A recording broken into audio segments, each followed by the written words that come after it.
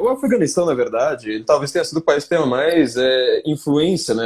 Teve mais intervenções estrangeiras. Eu não tô falando só a partir do final da Guerra Fria, né? Ele acabou virando um entreposto muito importante neste momento. O Rambo 3 se passa no Afeganistão.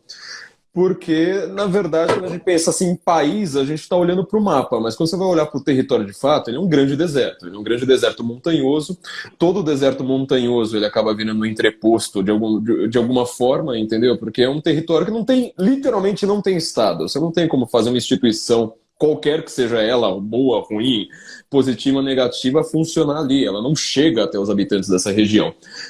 O Afeganistão, para você ter uma ideia, foi o lugar onde o Alexandre o Grande, na antiguidade, ele parou ali e falou, olha, melhor não avançar muito mais, porque aqui a gente está vendo que já está ficando uma situação muito difícil. Sendo também um território montanhoso, todos os grandes especialistas em estratégia militar, ele sempre fala que é muito difícil você invadir um país montanhoso. É só você pensar, é mais fácil invadir a França ou a Suíça.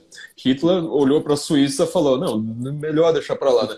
Sendo que era muito mais interessante, né, ideologicamente, para o Hitler invadir a Suíça, sendo que metade dela, pelo menos, é germânica, então com a ideologia do pan-germanismo do Terceiro Reich, fazia sentido que ele invadisse a Alemanha. Ele simplesmente deu meia volta e foi invadir a França. Por quê? Montanha, você não invade montanha. Quem está em cima da montanha pode atirar em você, você não vai conseguir atirar em quem está em cima da montanha. Morro carioca é a mesma coisa, entendeu? Você precisa ter uma inteligência estratégica ali muito grande, só a polícia consegue subir aquele negócio, assim por diante. Então o Afeganistão acaba virando um barril de pólvora muito grande. Sem contar que, sendo um país com esta configuração geográfica, ele acaba também tendo um problema adicional, porque ele é tribal, ou seja, todas as culturas que vivem ali, elas têm ainda o sistema tribal, um sistema, por exemplo, baseado até a Ayaan Hirsi Ali, né, que é uma ex-muçulmana, ela até diz que ela foi radical, né, ela foi a favor do fundamentalismo islâmico em boa parte da vida dela, e hoje ela é casada com o Niall Ferguson, né, professor de... Agora estou tentando lembrar, acho que ele é de Oxford. E ela fala, olha, você precisa entender que existem algumas sociedades que elas são baseadas em honra, como é a sociedade ocidental, boa parte da sociedade ocidental, ou seja, você tem direito à imagem pública, assim por diante, mais ou menos como nós entendemos o conceito de honra. E essas tribos, boa parte dos países muçulmanos, quando o islamismo chega, ele mantém um conceito cultural que já existia ali antes, que é um conceito de vergonha, que é diferente de honra. A vergonha é aquele negócio que está atrelado ao seu sobrenome. Então, se o seu tio bisavô, sabe, fez uma coisa errada, como ele tem o mesmo sobrenome que você, a vergonha vai recair sobre você. Então, por conta disso, você tem alguns padrões morais ali completamente diferentes do nosso. Isso não é uma coisa do islamismo necessariamente, apesar do islamismo já nascer mais ou menos num contexto como esse. Isso é uma coisa meio de alguns elementos culturais que já existiam ali. E essas sociedades, ao serem convertidas, elas trouxeram isso para si. Então nós temos várias tribos que elas têm uma disputa entre si, e uma disputa de vergonha, né? Meio engraçado falar isso, mas é um conceito muito sério para eles, ou seja, uma tribo que odeia a outra porque a família lá, não sei quantas mil gerações, há 3 séculos atrás, elas brigaram, teve um evento público ali, então por conta disso você tem em um território montanhoso, cheio de cavernas, as montanhas, com influências externas para tudo quanto é lado e tribos brigando entre si. O Talibã ele acabou se tornando uma espécie assim, de agremiador dessas tribos, por isso que ele conquistou tanto poder recentemente. E quem é que disse que os americanos vão conseguir lidar com isso, né? Com as tribos? Quem é que disse que eles lidariam com isso, né? Porque é quase impossível, não é? Lidar com, não sendo dessa cultura, você sendo americano, lidar com essa confusão de tribos e de poderes e de religião misturada com... Porque mesmo que quando a gente fala no Estado é laico, e aqui no Brasil a gente faz umas críticas à religião misturada com o Estado, nem de longe passa perto dos muçulmanos, né? Uhum. Eles não misturam, eles entrelaçam, né? O islamismo, dentro da língua árabe, ele é chamado de din. Din é uma palavra que ela não significa religião. ela tem uma espécie de cosmovisão, ou seja, o islamismo ele tem normas para você escovar os dentes, ele tem normas do que você pode se alimentar quando você estiver fazendo uma caravana, que é diferente do que você pode se alimentar quando você não estiver fazendo uma viagem. Ele tem normas completamente civis. Então, por exemplo, o que nós temos como direito romano, né? O direito civil moderno, para quem é operador de direito sabe disso, né? O direito civil moderno e o direito romano, com 2.400 anos talvez, aí, eles são quase idênticos. O conceito de uso capião, por exemplo, no direito brasileiro e no direito romano, acho que ele tem o mesmo número de tempo, né? A partir de 20 anos de sem uso, aquilo ali entra em uso capião. Só que esse é um conceito nosso, esse é um conceito completamente ocidental. A ideia de que exista um direito que ele não venha de um livro. O islamismo, ele adora um profeta e também o livro. Tudo aquilo que está no livro, ao contrário da Bíblia, é um livro completamente civil também. Ele está lidando com aspectos da sua vida completamente, às vezes, prosaicos, além de toda a cosmovisão. Então, você precisa ter uma visão tanto científica quanto a respeito de como funcionam a sociedade, como funciona a religião, como funciona o sexo, como você lida com as mulheres, como você lida com a família, como você vai lidar com o seu vizinho, como você vai entrar numa guerra. Tudo isso está incluído dentro do islamismo.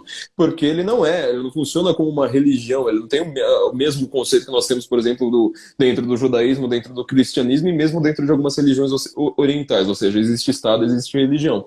Os Estados Unidos, quando se aventuram num lugar como o Afeganistão, eles estão misturando ali, estão pisando em um território que tem vários desses problemas misturados, quer dizer, guerra tribal.